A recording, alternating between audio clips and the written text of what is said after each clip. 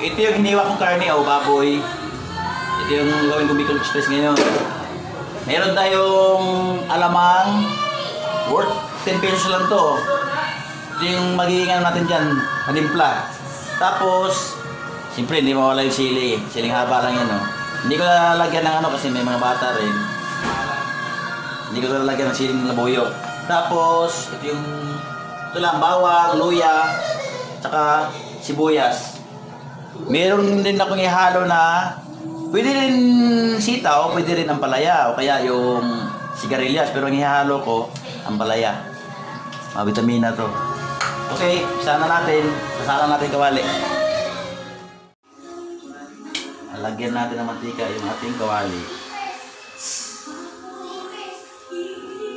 Igisa mo natin.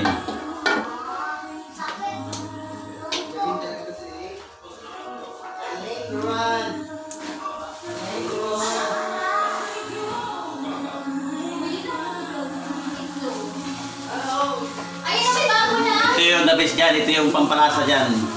Gata, gata.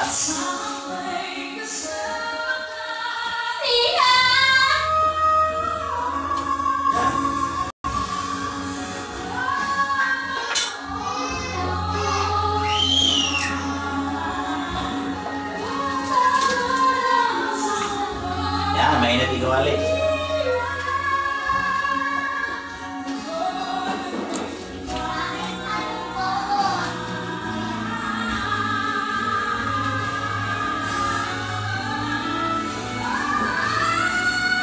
Usok na, oy. Yan. Yun, no? Isa lang tayo.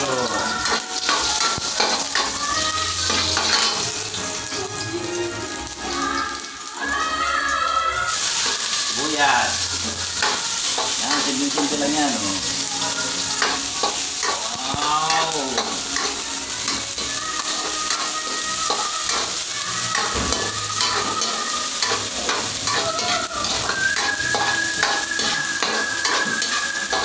Nilagyan natin yung luya. Dito sa inyo kung anong unahin yung pag-isa. Pwede luya, bawang, gumay. Kaya, bawang, gumay, luya.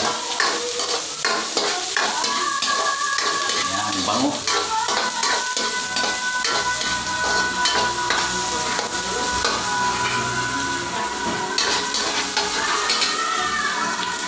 Tapos, lagyan natin yung alamang natin. Yan.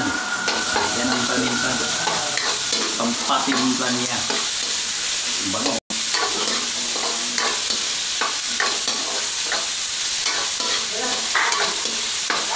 Wow, sarap. Yan ang nagpapalasa sa ating lutuing Bicol Express. Lagyan natin yung ating karne. Kailangan malinis na karne nito natin, malinis na malinis natin maigi, hugasan natin maigi. Para niwasan natin yung contaminasyon. Alam niyo naman ang palengke natin. Sinong tao ang pupunta, natin alam. Kaya pagdating sa bahay, kung anong lutuin natin, kailangan hugas-hugas.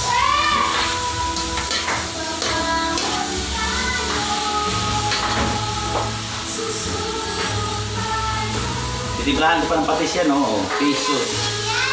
John! Pahinaan ba, God?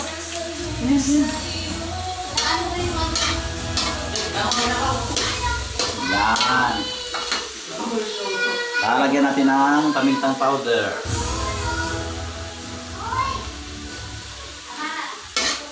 Halo natin, halo.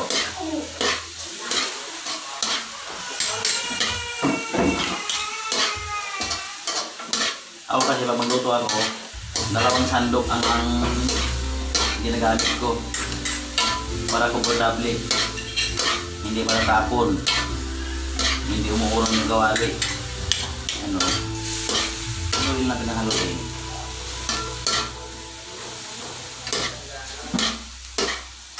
Yan. Tapos lalagay natin yung ating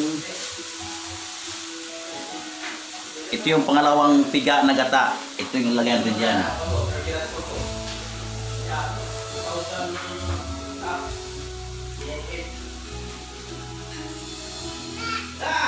Ito ang ginagamit natin para palambutin natin karne.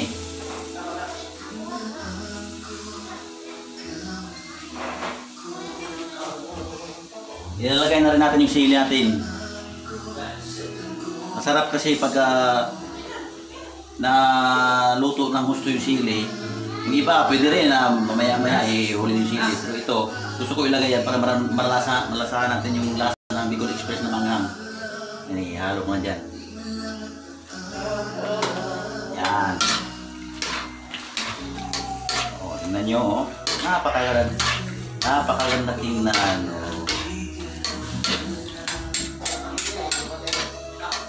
Yan. Yung unang piga, mamaya natin ilagay ito. Pati yung ampalaya. Ampalaya yung halo ko. Optional lang yan. Pwede walang halong ganyan. Pwede sitaw. Kaya sigarilyas. Pero sa akin, gusto ko ampalaya. Mabitamina. Yan. Umurin, hayaan natin yan. Lalabutin natin. Takpan na natin. Buksan na natin ang ating niluluto ng Bicol Express. Ito na. Ilalagay natin yung unang piga na gata. Yan.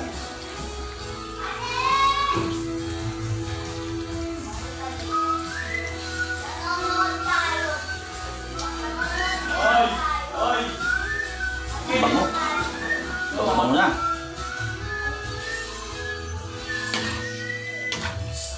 Ano? I-sticky natin yung sauce niya. Kaya natin yung gata niya mismo. I-sticky natin. I-reduce natin yung sauce niya. I-reduce.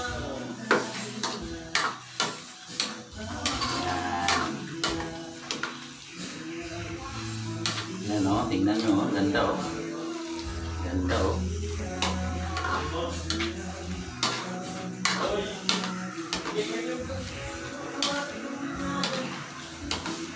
Luto yung gata niya. Medyo mag-i-sticky siya para masarap na masarap.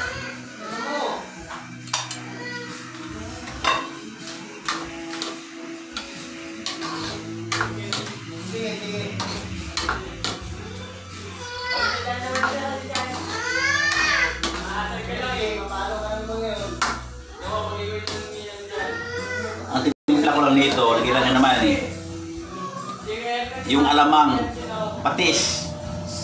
Saka nilagyan ko lang siya ng kunting magic sarap. Nasa sa inyo, pwede rin pork cube. Lagay nyo. Tsansyahin nyo lang kasi maalat na yung ano eh. Maalat na yung alamang eh. Tsansyahin nyo lang yan. Hindi ako naglalagay ng bitchin. Ano, kung na siya oh.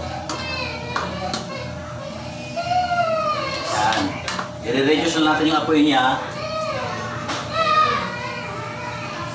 Yan, i-reduce natin.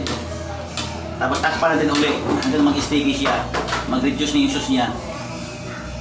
Takpan natin ulit. Yan oh. Mag-sticky na siya. Nag-reduce na yung sauce niya oh. Yan. Sarap nito. Ngayon, tignan mo natin.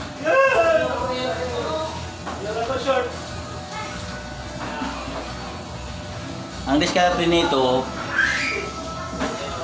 ilagay mo siya yung ampalaya para hindi siya papait. Huwag nyo haluin, hayaan nyo lang muna siya dyan. Yan. Saka nyo siya haluin kung alam niya ng luto na siya. Yan ang diskarte pagluto ng ampalaya. Ganon din, pagluto ka ng itlog with ampalaya, huwag nyo haluin. Reduce lang apoy, mahinang-mahina hanggang maluto yung ampalaya niya. Saka nyo siya paghahaluin pag alam nyo luto na siya. Yan. Reduce yung apoy natin, takpan na natin siya. natin. Yan. Reduce natin yung apoy. Mahina lang. Siguro mga 2 minutes lang siguro to, wala na siya. Ito na siya, yan. Reduce natin yung apoy. Yan, diskarte. Ayan o. Yan. Yan. Pwede mo rin niyang haluin. Yan. Ano. Luto na yung palaya niya. Pwede na siyang haluin siya. Hindi pa kasi, nalalagay ng asin, nilalamasan ng asin, tapos pinipiga. Para matanggal yung gatas. Wala na yung vitamins yan pag pinipiga. Yan, luto na yan o. Oh. Pwede na siyang haluin yan. Yan o, nakikita yan o. Yan o. Yan, okay. Yan lang, salamat. Huwag niyo pong kalimutan mag-subscribe, mag-like, and share. Abangan niyo ang sunod na lutuin namin. Araw-araw ho kami niluluto. Thank you very much.